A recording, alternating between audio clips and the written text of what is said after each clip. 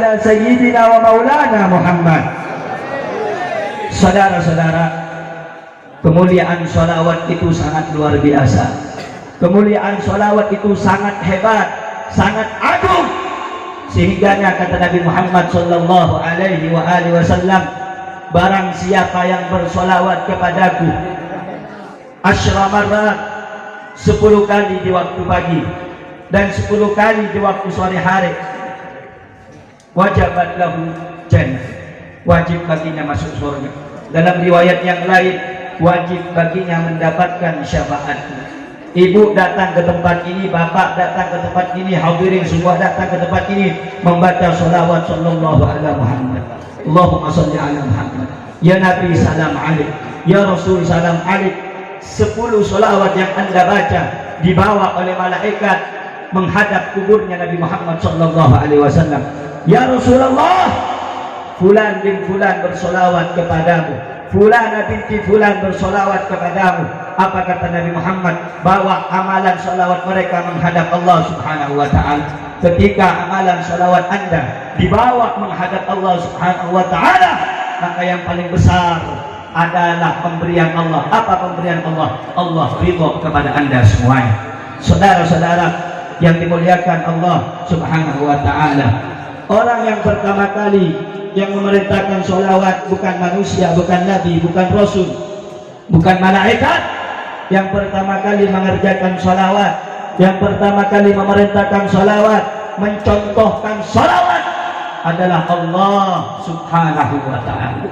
Kita pahami di dalam kalimatnya, inna Allah, sesungguhnya Allah, wa malaikatahu, kemudian malaikatnya. Kalimatnya ini Allah pertama kali, Allah yang memulai, Allah yang mendahului, baru Allah ajak malaikat, baru Allah menyuruh kepada seluruh umat Islam, umat yang beriman. Sehingga kalau ada orang yang anti sholawat, kalau ada orang yang tidak suka dengan sholawat, kalau ada orang yang membid'ahkan perkara sholawat, itu orang tidak ngerti bagaimana hubungan cinta kepada Nabi Muhammad.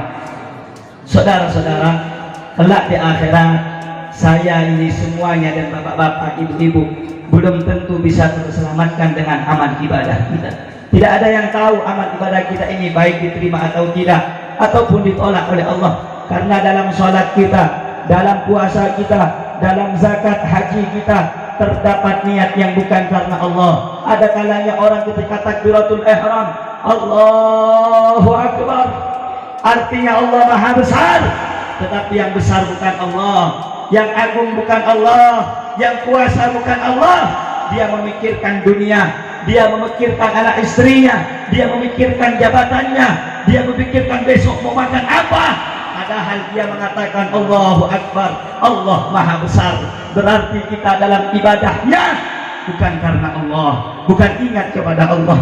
Ada kalanya orang yang berpuasa sampai dia menahan laparnya, dia tidak mau makan, dia tidak mau minum.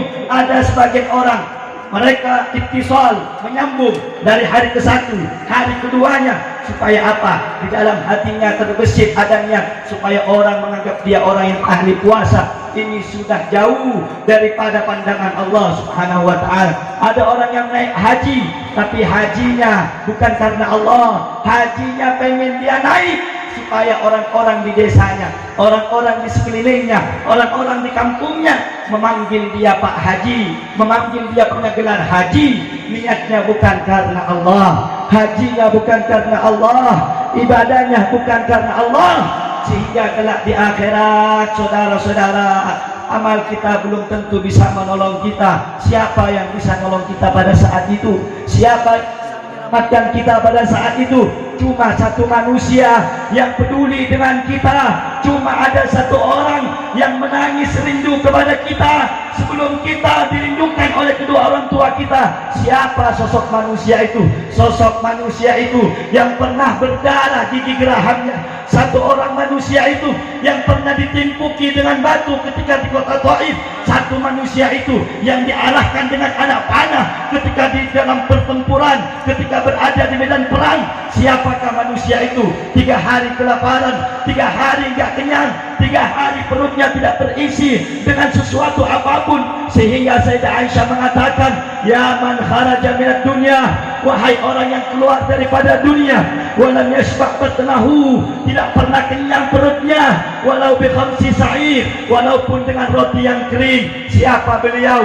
Yang setiap sujudnya, setiap salatnya basah janggutnya dengan air mata mendoakan umatnya. Siapa beliau?